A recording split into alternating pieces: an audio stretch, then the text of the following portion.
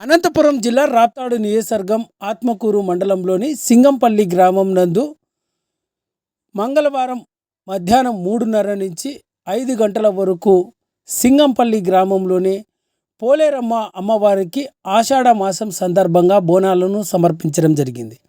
సింగంపల్లి గ్రామంలో మహిళలంతా కూడా ప్రత్యేకంగా బోనాలను ఏర్పాటు చేసి బోనాలకు ప్రత్యేకంగా అలంకరణ నిర్వహించి గ్రామం మొత్తం ఊరేగింపు కార్యక్రమాన్ని నిర్వహించి అనంతరం స్థానిక పోలేరమ్మ అమ్మవారికి ఆషాఢ మాసం సందర్భంగా బోనాలను సమర్పించడం జరిగింది.